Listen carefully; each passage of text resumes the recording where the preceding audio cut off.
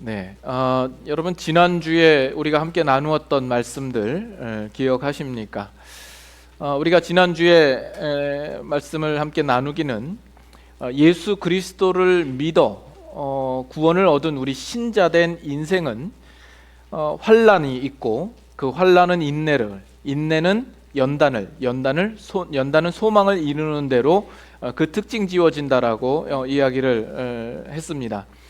그리고 그것은 우리에게 허락하여 주신 그 구원을 완성하기 위하여서 하나님께서 인도하시는 과정이라 이렇게도 말씀을 드렸습니다. 여러분들이 이 땅에 살면서 인생 속에서 여러 가지 환난과 어려움을 당하게 되면 우리는 인간적인 마음에서 불안하게 되죠. 두려워하게 되고 또 그것이 실패될 가능성을 우리가 생각하게 됩니다. 그러나 성경은 이야기하기를 우리 신자된 인생은 환난과 인내와 연단과 소망을 거치면서 그 모든 것이 하나님께서 간섭하신 일이기 때문에 결코 실패될 수 없다라고 이야기를 하고 있습니다.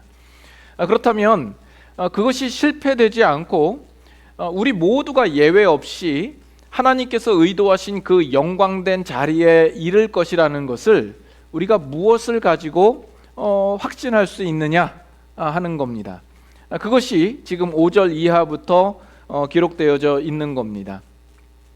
이 로마서 전체를 봐도 로마서 초반부에는 우리 인간의 형편이 어떠한가, 우리가 하나님의 진노 아래 놓여 있는 운명에 있어서 우리에게는 구원이 절대적으로 필요하다라는 사실을 이야기를 하고, 로마서 3장 4장을 거치면서는 오직 예수 그리스도를 믿는 그 믿음으로서만 우리가 의롭게 된다라는 사실을 또 분명히 했습니다. 그리고 이 로마서 5장부터 8장에 이르기까지는 우리가 얻은 바 그 구원이 완성될 수밖에 없다라는 사실을 이야기하고 있는 겁니다. 어느 날 아빠가 5살 난 그 아들 요한이에게 묻습니다. 요한아, 너는 나중에 크면 뭐가 될 거니? 그랬더니 이 요한이가 늠름하게 대답을 합니다. 대통령이요. 그러자 그 아들 요한이를 대견하게 여긴 아빠는 그를 번쩍 들어 올려서 안으면서 이렇게 묻습니다. 아이고 장하다. 그러면 요한이가 나중에 대통령이 되면 아빠는 뭐 시켜줄 거야? 요한이 대답하죠. 짜장면이요. 여러분들은 어릴 적에 꿈이 뭐였습니까? 제가 어릴 적만 해도 장래 꿈이 뭐냐, 희망이 뭐냐 이야기를 하면 많은 아이들이 대통령이요, 또는 뭐 의사 선생님이요, 뭐 외교관이요, 학교 선생님이요, 이런 꿈들을 많이 이야기를 했습니다. 근데 오늘날 한국에서는 장래 꿈이 뭐냐 이렇게 이야기를 하면 그 중에 많은 아이들이 이렇게 대답한다고 합니다. 건물주요. 세대가 좀 많이 바뀐 것 같습니다. 여러분들이 어릴 때의 꿈은 무엇입니까? 그 꿈대로 지금 이루어지셨습니까? 만약 그 꿈대로 이루어졌다고 한다면 아마 이 중에도 몇 명은 대통령이 나왔어야 됐으리라 생각을 합니다. 우리가 가졌던 그 꿈이라는 것은 어떤 면에서는 이룰 수 없는 꿈이었을지 모르고 또 이룰 수 없는 꿈이었을지 모릅니다. 근데 우리가 예수 그리스도를 믿는 가운데 우리가 가진 소망이 있는데 그 꿈이 이루어질 수 있다라고 여러분은 확신합니까? 그것은 분명히 이루어질 것입니까? 아니면 이루지 못할 수도 있는 겁니까?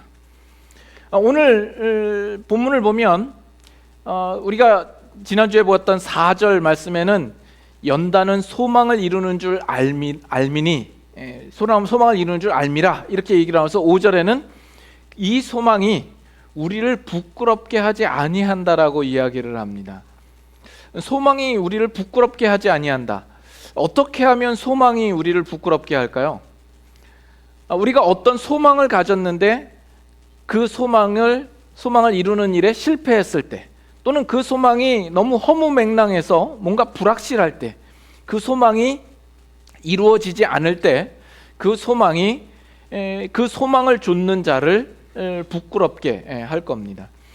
우리 이 기독교에는 분명히 약속된 소망이 있습니다. 우리가 예수님을 믿는 것은 우리 앞에 있는 그 소망을 바라보고 믿는 것 아니겠습니까? 우리가 그 소망이 있기 때문에 이 좋은 날 우리가 내가 좋은 것, 다른 즐길 만한 것을 뒤로 하고 오늘 이 자리에 나와 앉아 있는 것 아니겠습니까? 우리가 이 세상에서 가난하게 살고 보잘것없이 살고 형편없이 산다 할지라도 우리가 예수 그리스도를 믿어 가진 소망 때문에 그 모든 것들을 감수하며 사는 것 아닙니까? 우리가 핍박을 당한다 할지라도 죽음을 불사하고 예수 그리스도를 믿는 것은 우리 가진 소망이 죽음보다 크고 강하기 때문이 아닙니까?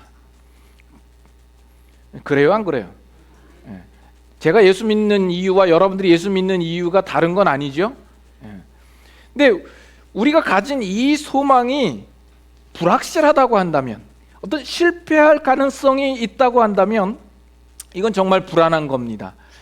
우리가 예수님을 믿어서 가지는 이 소망이 확실하지 않은 것이라고 한다면 자칫 우리는 다 망할 겁니다.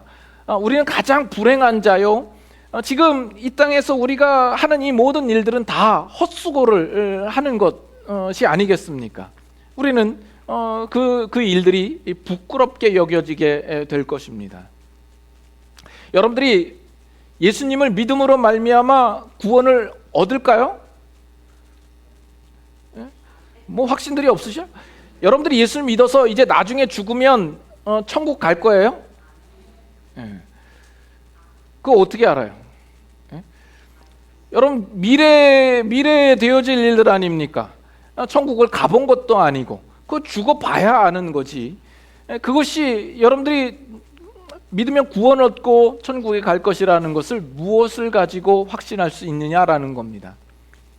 여러분 중에 혹시 예수를 믿는 이유가 나중에 죽어서 있을지도 모르는 천국 때문에 마치 보험을 들어 놓듯이 예수님을 믿으시는 분이 있으십니까?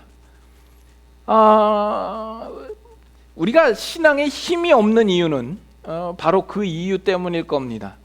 그저 신앙이라는 것은 나중에 있을지 없을지 모르는 그 천국에 대비해서 명목상으로만 신앙생활을 하는 거죠. 우리의 신앙생활이 물에 술 탄 듯 술에 물 탄 듯 그렇게 우리가 대충 신앙생활을 하게 되는 겁니다. 이것은 신자다운 삶이 아닙니다. 근데 지금 성경은 우리의 소망이 우리를 부끄럽게 하지 않는다라고 이야기를 하고 있는 거예요. 만약에 우리가 가진 소망이 정말 확실하다, 그러면 여러분 어떤 마음이 들겠습니까? 우리의 마음에 큰 안심과 위로와 확신이 있겠죠. 어떤 불안이나 두려움이 우리 안에 끼어들 여지가 없는 겁니다. 우리는 자신감과 감사와 승리감 속에서 믿음의 삶을 더욱 힘써 행할 것입니다. 이것이 신자다운 삶의 모습일 겁니다. 여기 부끄럽게 하지 않는다라는 이 표현은 소위 고건법이라고도 이야기를 하는데, 이것은 부정법을 사용을 해서 강한 긍정을 의미하는 표현법입니다. 그래서 다시 말하면 이 소망이 우리를 부끄럽게 하지 아니한다라는 것은 소망이 우리에게 자랑이 된다라는 의미가 되는 거죠. 이 로마서에서도 이미 그런 비슷한 표현이 있었습니다. 1장 16절에 보면 사도 바울이 내가 복음을 부끄럽게 하지 아니하노니, 이 이야기는 내가 복음을 자랑스럽게 생각을 한다 하는 이야기가 아니겠습니까? 우리의 정말 소망이 우리를 부끄럽게 하지 않을 만큼 확실한 것인가? 그렇다면 그 확실성의 근거는 무엇이냐라는 거죠. 5절에서는 이렇게 이야기를 합니다. 소망이 우리를 부끄럽게 하지 아니함은 우리에게 주신 성령으로 말미암아 하나님의 사랑이 우리 마음에 부은 바 됨이니. 이게 무슨 뜻일까요? 다시 설명을 하면 우리가 예수 그리스도를 믿어 구원을 얻은 바, 우리의 구원이 하나님께서 우리를 향하여서 의도하신 그 영광의 자리까지 갈 것을 우리가 어떻게 확신하느냐? 바로 우리의 마음에 부어주신 성령으로 말미암은 하나님의 사랑이 있기 때문에 확실하다 이렇게 말하는 거거든요. 잘 이해가 되십니까? 자, 여러분 이 표현이 어떤 의미를 지니고 있는지 여러분 한번 스스로 한번 생각을 해보십시오. 잠깐 여러분들에게 과제를 드리겠습니다. 여러분 나름대로 이것을 한번 이해해 보십시오. 한번 저를 계속 보고 계신데 저를 봐서 답이 안 나오죠? 소망이 우리를 부끄럽게 하지 아니함은 우리에게 주신 성령으로 말미암아 하나님의 사랑이 우리의 마음에 부음받음이니. 생각해 보셨습니까? 그 생각해 보신 그 결과, 그 이해된 대로 생각을 하면 정말 우리의 소망의 확실성이 느껴지십니까? 여러분 이렇게 이해를 하셨을지 모르겠습니다. 성령이 우리 가운데 역사하셔서 우리가 하나님의 그 크고 강한 하나님의 사랑을 우리가 더 깨닫게 되었다라는 대로 이해를 하셨을 수 있습니다.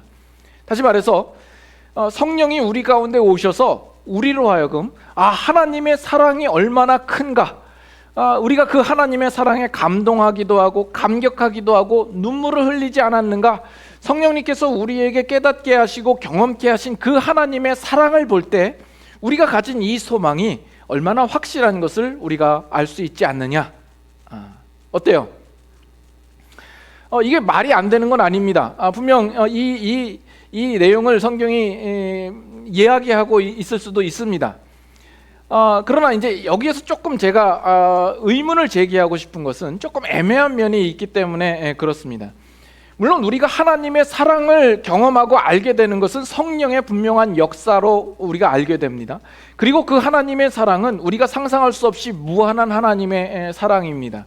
그런데 성령님께서 우리에게 깨닫게 하신 그 하나님의 사랑의 정도에 따라서 이 소망의 확실성이 주어진다고 하면 우리 신자들 가운데에는 그 하나님의 사랑의 정도가 각자마다 조금씩은 다르게 느껴질 수 있단 말이에요.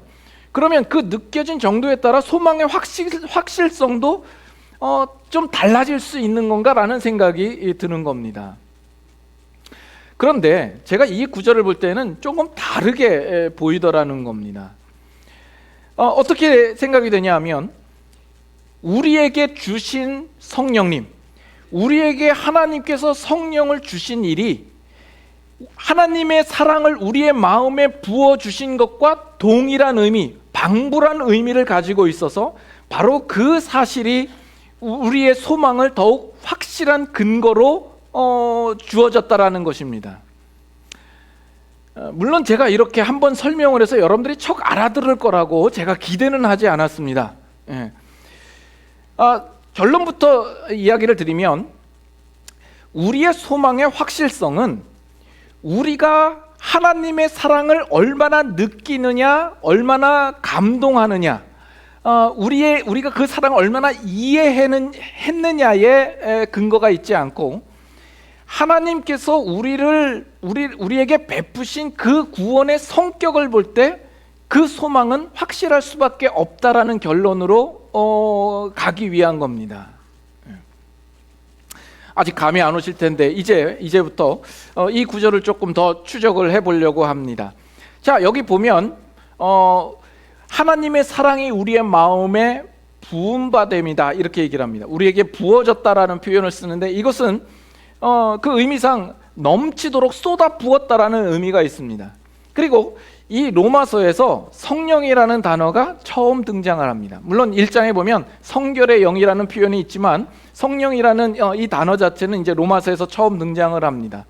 그래서 이 성령의 등장과 함께 우리에게 부어졌다라는 표현을 쓰고 있는데 이 성령과 이 부어졌다라는 이 표현이 동시에 나타난 어떤 성경 속의 사건이 있습니다. 언제죠? 기억나십니까? 오순절 성령 사건입니다. 사도행전 2장으로 한번 가보시죠. 사도행전 2장 14절부터 보겠습니다. 사도행전 2장 14절부터 제가 읽고 17절만 우리 같이 한번 읽도록 하겠습니다. 14절부터 제가 읽습니다. 베드로가 11 사도와 함께 서서 소리를 높여 이르되 유대인들과 예루살렘에 사는 모든 사람들아, 이 일을 너희로 알게 할 것이니 내 말에 귀를 기울이라. 때가 제3시니 너희 생각과 같이 이 사람들이 취한 것이 아니라 이는 곧 선지자 요엘을 통하여 말씀하신 것이니 일러스되. 다 같이 읽습니다. 하나님이 말씀하시기를 말세에 내가 내 영을 모든 육체에 부어주리니 너희의 자녀들은 예언할 것이요 너희의 젊은이들은 환상을 보고 너희의 늙은이들은 꿈을 꾸리라. 지금 이것은 오순절 성령 사건이 있은 그때에 사도 베드로가 나서서 그 일에 대하여서 그들에게 선포하고 전하는 메시지 내용 가운데 있습니다.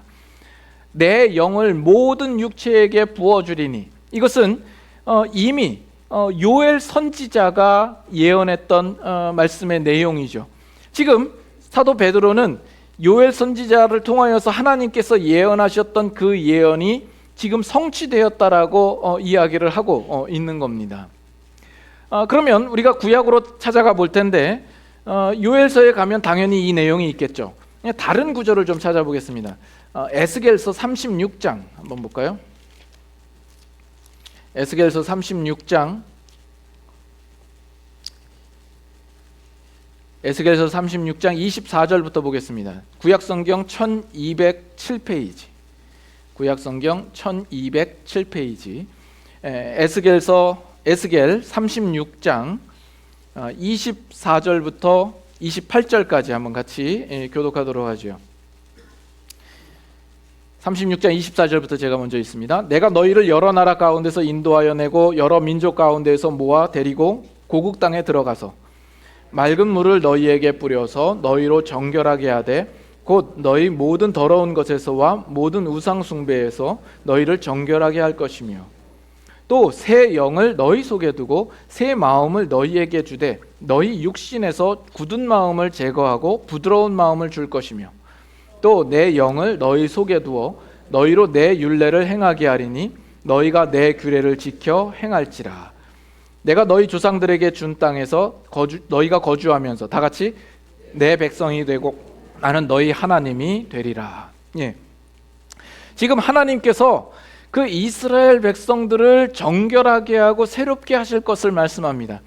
그런데 여기에 두 단계로 나뉘어서 설명이 됩니다. 먼저는 맑은 물로 너희에게 뿌려서 너희를 정결하게 하실 것을 말씀합니다. 모든 더러운 것에서 또 우상 숭배에서 너희를 정결하게 하겠다 말씀하시고, 그 다음에 또 새 영을 너희 속에 두고 새 마음을 너희에게 두겠다라고 이야기를 합니다.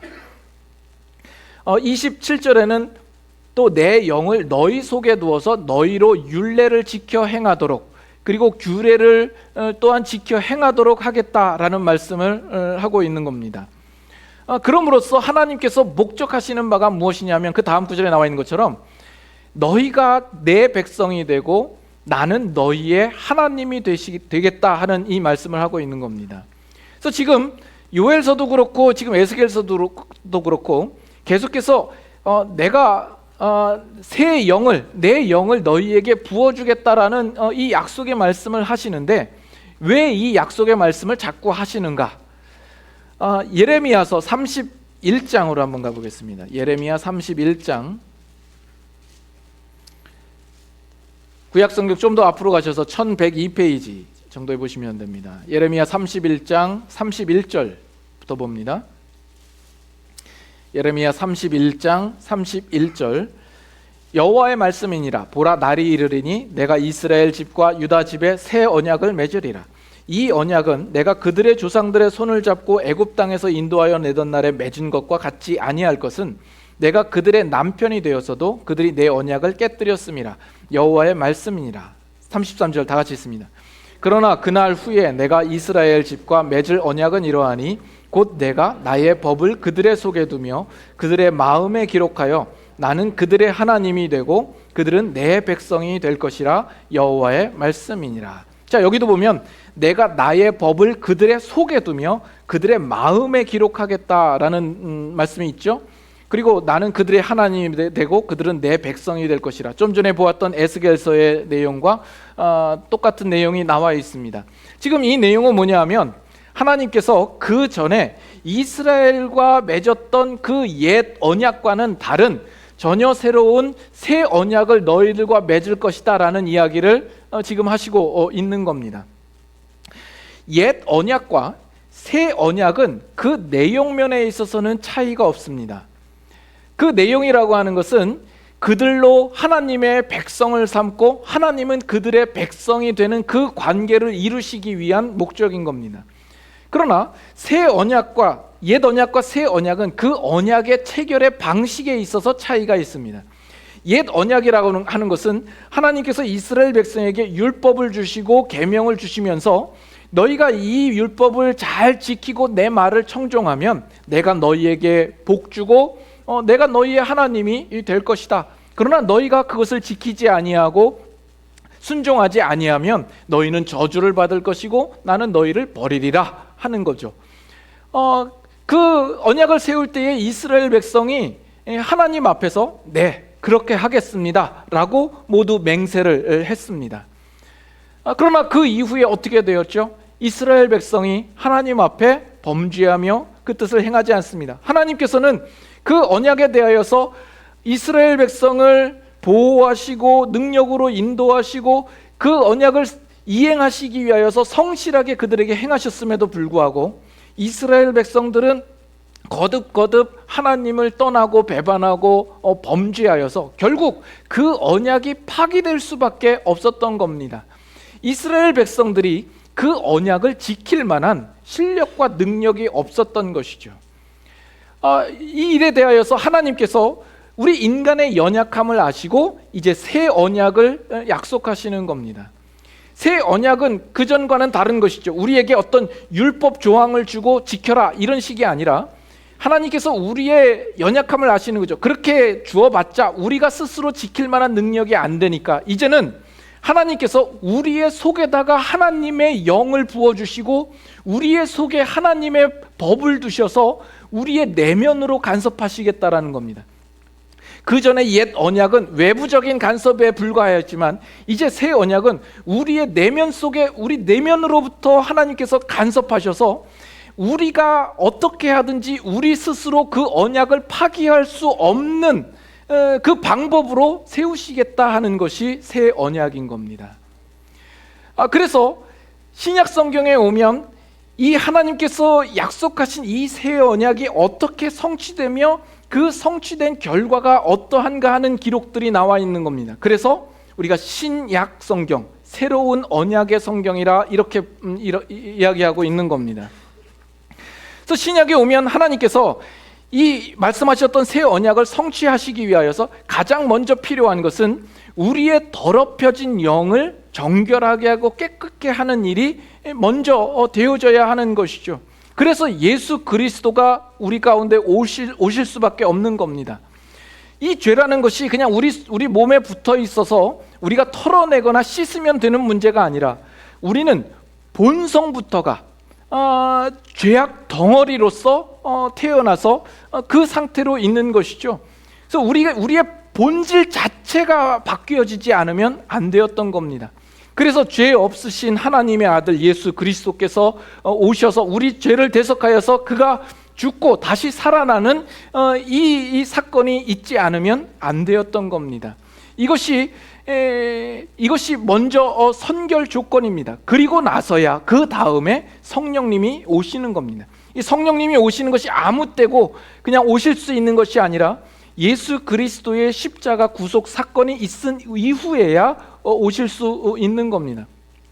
그래서 성령이 우리에게 오심으로 말미암아 그 성령이 우리의 타락하고 무감각했던 우리의 영에 간섭하사 우리로 이제는 예수 그리스도와 신비적인 연합관계로 우리를 묶어주시고 예수 그리스도께서 십자가에 죽으실 때 우리도 그와 함께 십자가에 죽는 것이요 그가 부활할 때 우리가 새 생명을 얻는 새로운 거듭난 모습으로서 우리를 세우시는 것입니다. 그래서 사도행전 2장에 오순절 성령이 강림하셨다라는 이 사건은 오순절 성령 때에 어떻게 성령의 역사가 대단했는가? 그때는 놀라운 방언의 역사가 임했더라. 그때는 기적이 있었고 성령이 얼마나 뜨거웠는가? 이렇게 이야기하는 것은 성경이 의도하는 것과 좀 성경을 다르게 보는 겁니다. 오순절 성령 강림 사건은 하나님께서 구약에서 약속하셨던 그 새 언약이 성취된 것이요, 예수 그리스도를 통한 하나님의 그 구속 사역이 완성되었음을 우리에게 보여주는 역사적인 의의가 있는 사건이 되는 겁니다. 그래서 마침내 성령이 오심으로 말미암아서 그 성령이 우리의 무감각했던 영을 깨우사 우리가 하나님을 보게 하고 예수 그리스도를 알게 하고 예수 그리스도를 믿음으로 말미암아 예수님께서 죽으시고 부활하신 그 사건이 나의 사건이다라고 우리가 고백할 수 있게 되는 겁니다. 성령님께서 우리 안에 계셔서 우리를 인치시사 우리가 이제는 하나님의 영원한 백성이 되고 또 하나님은 우리의 영원한 하나님이 될 수 있는 관계로 우리를 이끄신 겁니다. 그래서 이것이 성경 속에서, 이 역사 속에서 성령이 우리에게 임하셨다라는 중요한 의미요, 핵심적인 내용이 되는 것입니다. 그래서 이것이 우리가 로마서에서 보았던 그 본문의 말씀과 어떻게 연결이 되는가? 우리의 소망이 부끄럽지 아니한 것은 우리에게 주신 성령으로 말미암아 우리에게 하나님께서 성령을 내려주시고 성령을 부어주신 것 아닙니까? 이것이 하나님의 사랑이 우리의 마음에 부은 바 된 것과 동일한 의미를 지닌 것입니다. 왜요? 성령이 우리에게 임하셨다라는 것은 하나님께서 우리를 향하여서 가지시는 가장 크고 풍성한 하나님의 사랑이 어떠한가를 증명하는 사건이기 때문에 그렇습니다. 그것은 새 언약의 성취요 하나님의 은혜의 결과가 되는 것입니다. 다시 말해서 우리는 아무런 가망성도 없고 희망도 없는 자였습니다. 우리는 그 하나님의 언약 자체를 모르는 존재였고 그 언약이 주어진다 할지라도 그 언약을 지킬 만한 어떤 실력이나 능력이 없는 자들입니다. 그것은 우리에게 불가능한 것이요 우리는 하나님 앞에 갈 수 없는 존재였습니다. 그러나 하나님께서 그런 우리들의 연약함을 아시고 하나님께서 주도하시사 우리로 끊을 수 없는 그 언약의 관계를 맺기 위하여서 자기 아들 예수 그리스도를 보내시고 그리고 마침내 성령을 우리에게 보내주심으로 말미암아 하나님과 우리와 관계를 맺게 하시고 그 관계가 끊어지지 않도록 우리에게 역사하셨다라는 겁니다. 이것이 얼마나 큰 하나님의 은혜요 사랑인가 하는 겁니다. 그래서 성령이 우리에게 부어졌다라는 것은 바로 하나님의 사랑이 우리에게 부어진 것이요 바로 그 사실이 우리가 가진 소망이 결코 부끄럽지 아니할 만큼 너무나도 확실한 것을 증명하는, 근거하는 놀라운 사실이다라는 겁니다.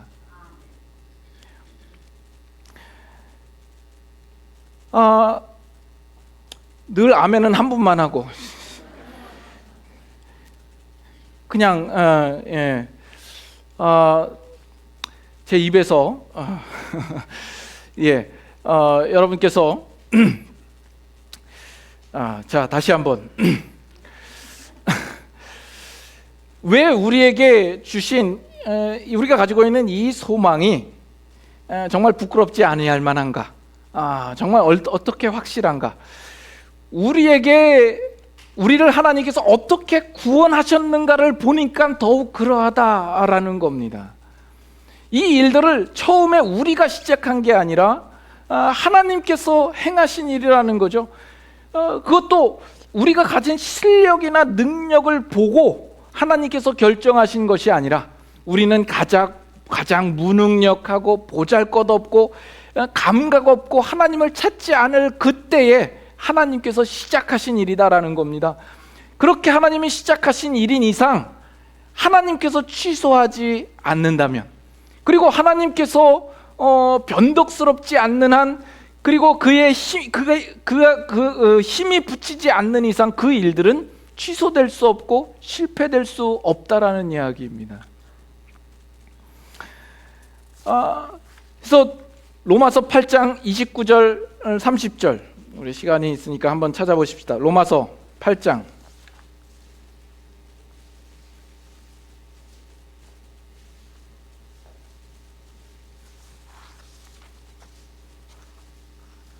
로마서 8장 29절과 30절.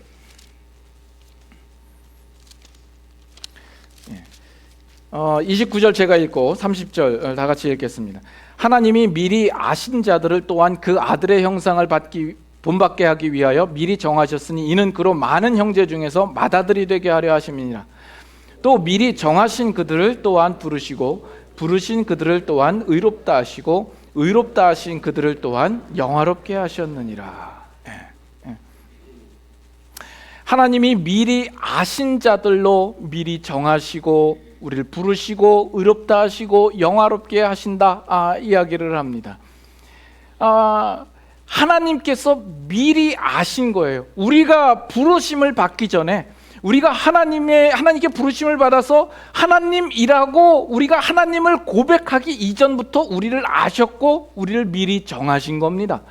그리고 우리를 부르시고 우리를 의롭다 하셨습니다. 그러면 의롭다 하신 그 자는 영화롭게 된다라고 이야기를 하잖아요.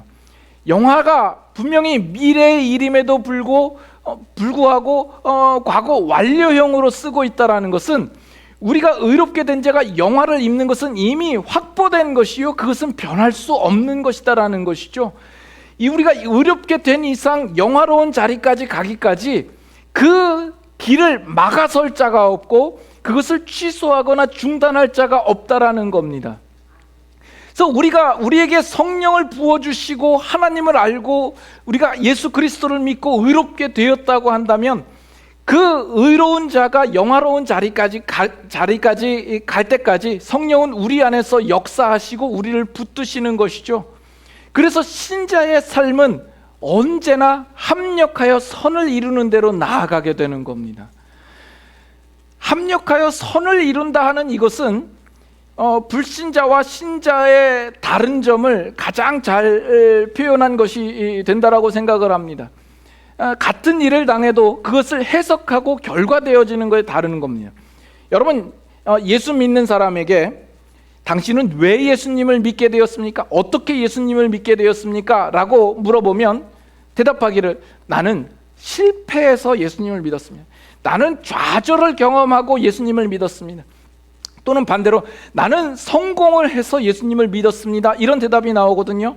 근데 예수님을 안 믿는 사람들, 불신자를 향해서 당신은 왜 예수님을 안 믿습니까? 이렇게 물어보면 그 사람이 대답하기를 나는 실패해서 예수님을 안 믿습니다. 나는 좌절해서 예수님을 안 믿습니다. 나는 성공해서 예수님을 안 믿습니다. 이렇게 나오는 겁니다. 그 당한 일이 달라서가 아니에요. 같은 일을 당했는데 그 결과가 다르고 그 온 자리가 다른 겁니다. 여러분, 이것을 어떻게 설명할 거예요? 이걸 어떻게 이해할 것입니까? 어떻게 이런 일이 일어나는 거죠? 우리 안에서 역사하시는 성령님이 있으시기 때문에 이것이 가능한 겁니다. 우리 중에 이런 생각을 한 번쯤 해보셨을 거예요. 여러분들이 이제 정말 예수 그리스도가 누군지를 알고 예수님을 믿게 되었어요.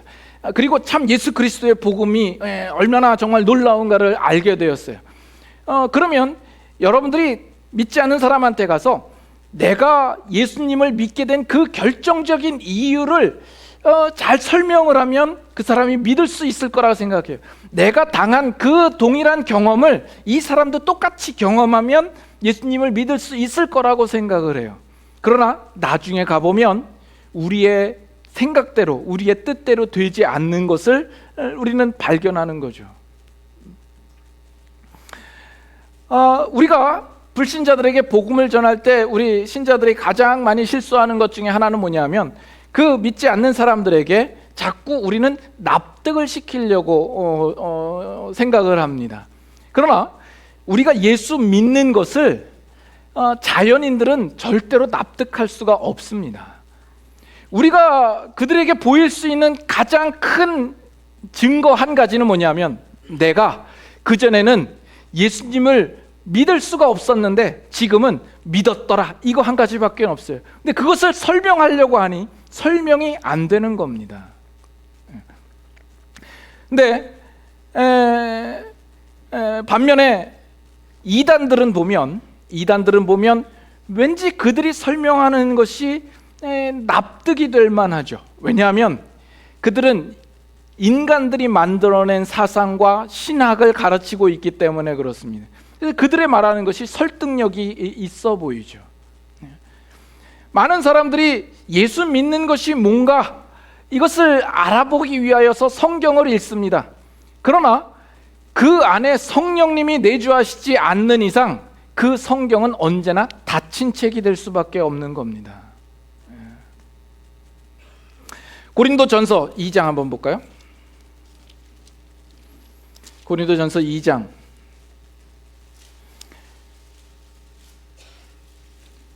1절부터 5절까지 한번 보겠습니다. 고린도전서 2장 1절부터 5절까지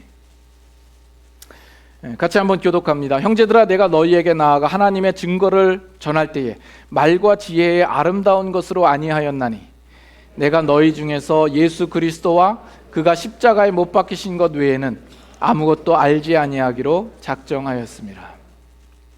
내가 너희 가운데 거할 때에 약하고 두려워하고 심히 떨었노라. 내 말과 내 전도함이 설득력 있는 지혜의 말로 하지 아니하고 다만 성령의 나타나심과 능력으로 하여, 다 같이 읽죠. 너희 믿음이 사람의 지혜에 있지 아니하고 다만 하나님의 능력에 있게 하려 하였노라. 자, 지금 사도 바울이 너희에게 나아가 증거할 때에 내가 말과 지혜의 아름다운 것으로 하지 아니하였다라고 이야기를 합니다. 그리고 자기는 오직 예수 그리스도와 그의 십자가에 못 박히신 것 외에는 알지 아니하기로 작정했다라고 이야기를 해요. 이것은 뭐냐면 사도 바울이 아는 거예요.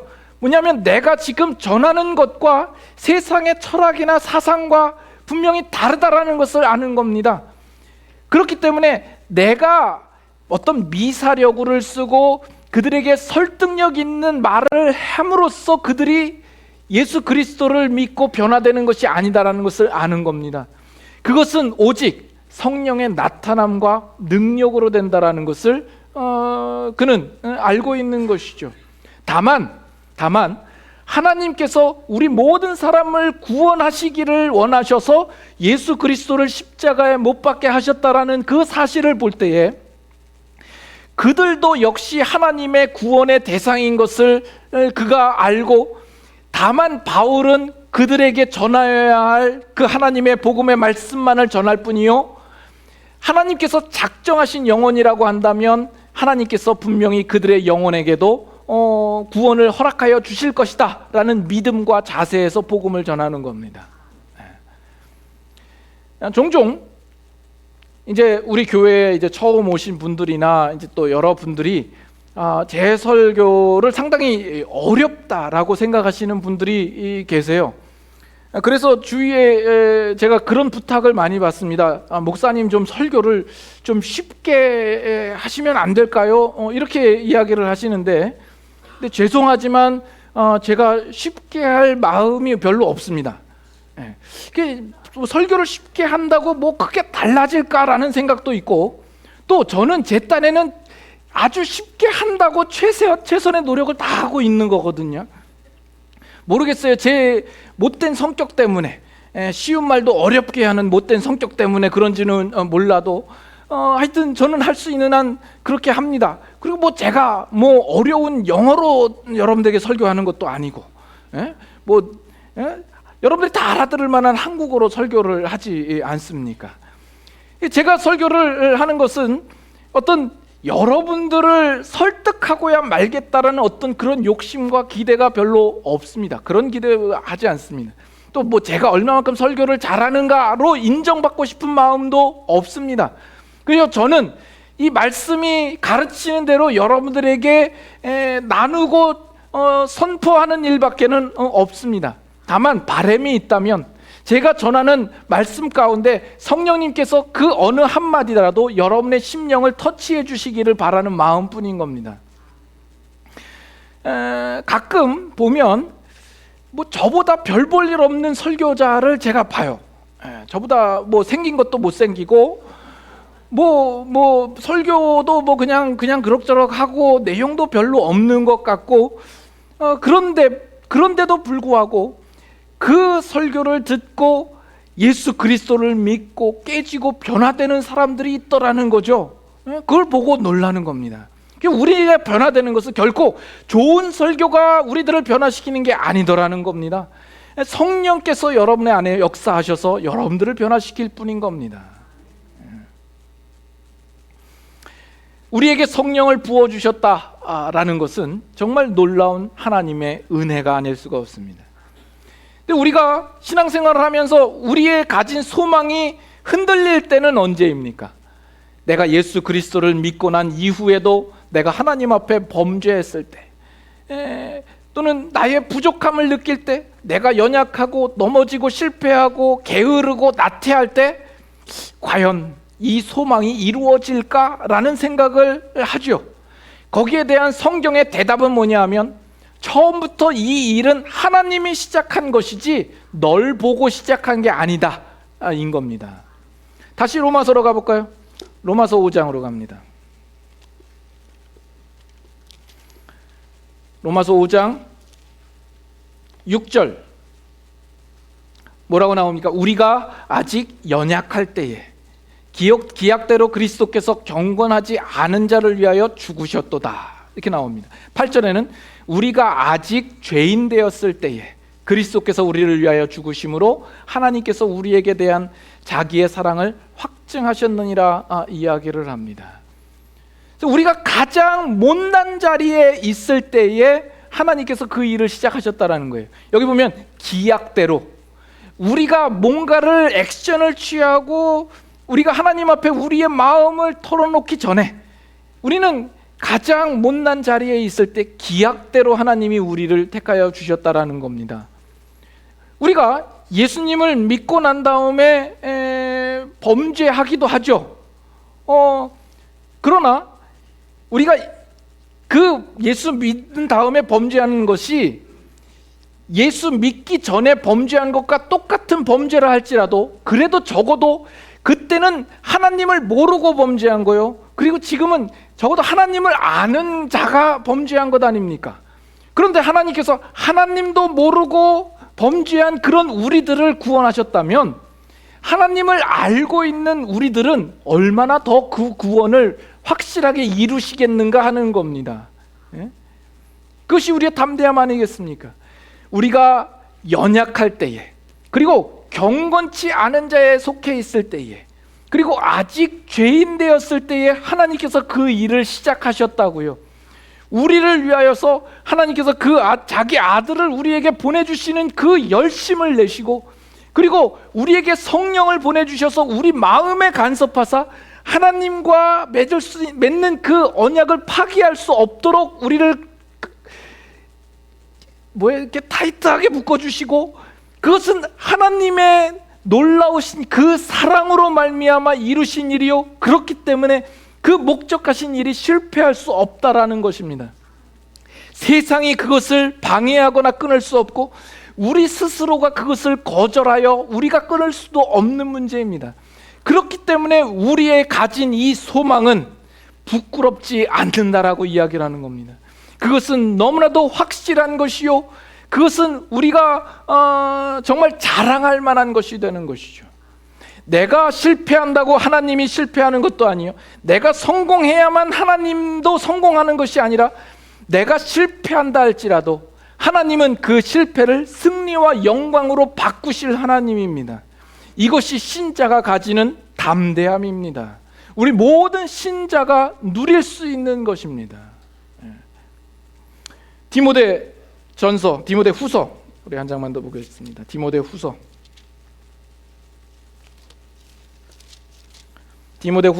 1장 11절과 12절 한번 봅니다. 디모데 후서 1장 11절 내가 이 복음을 위하여 선포자와 사도와 교사로 세우심을 입었노라. 다 같이 이로 말미암아 내가 또 이 고난을 받되 부끄러워하지 아니함은 내가 믿는 자를 내가 알고 또한 내가 의탁한 것을 그날까지 그가 능히 지키실 줄을 확신함이라. 이 고난을 받되 부끄러워하지 아니함은, 지금 사도 바울이 받는 그 고난을 부끄러워하지 않는다라고 이야기를 합니다. 그는 소망의 확실성을 가지고 있는 겁니다. 자, 이 디모데후서는요, 사도 바울이 쓴 서신서 중에 가장 그의 인생의 말미에 쓴 서신서입니다. 그리고 지금 이 디모데후서를 쓰는 그 당시에 이 사도 바울은 감옥에 갇혀 있는 상태입니다. 그 감옥 속에서 이제 몇 날 며칠 후면 그가 처형을 당할지 모르는 상황 가운데 놓여 있는 겁니다. 바울도 이제는 많이 늙었고, 그리고 지금 죄수로서 감옥에 갇혀서 아무것도 할 수 없는 가장 열악한 상황 가운데 지금 놓여 있는 겁니다. 그 정도 되면 사도 바울도 어느 정도 의욕이 꺾일 만도 한데, 사도 바울은 지금 소망으로 충만해 있는 것이죠. 그 이유가 뭐라고요? 내가 믿는 자를 내가 알고, 또한 내가 의탁한 것을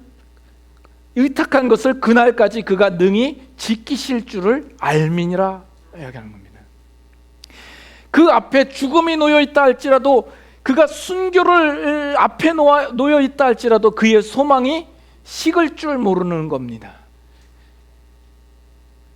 하나님을 알고 있고 우리가 의탁한 것을 그날까지 하나님이 능히 지키실 줄을 알기 때문이다라고 이야기를 합니다. 성경에 나와 있는 스데반도 그렇고 우리 기독교 역사 속에서 수많은 순교자들이 어떻게 그 죽음을 영광스럽게 생각을 하며 그 앞에 나아갈 수 있었을까? 그것은 그들이 가진 그 소망이 세상의 무엇보다 확실하기 때문이죠. 그들은 믿음으로 하나님께서 주실 영광을 바라보고 있었던 겁니다. 그들이 죽음 앞에도 당당히 나아갈 수 있었던 것은 그들이 가진 오기가 아니라, 어떤 자존심의 문제가 아니라, 또는 그들이 체념하고 포기했기 때문이 아니라, 하나님께서 우리에게 허락하여 주신 그 소망이 너무나도 확실하기 때문에 그들은 차분한 마음으로 미소 지으며 그 형장으로 담대하게 나아갈 수 있었던 겁니다. 예수 그리스도를 믿는 여러분들에게도 이 소망이 있습니까? 여러분들이 가지고 있는 그 소망이 정말 확실합니까? 여러분의 인생 속에서 어떤 일들을 당할다 할지라도 의기소침해하지 마시길 바랍니다. 우리는 죽으면 죽으리라 이 고백을 할 수 있는 자입니다. 우리를 사랑하시는 자 안에서 우리는 넉넉히 이길 수 있는 자입니다. 세상이 우리를 감당치 못한다고 이야기를 합니다.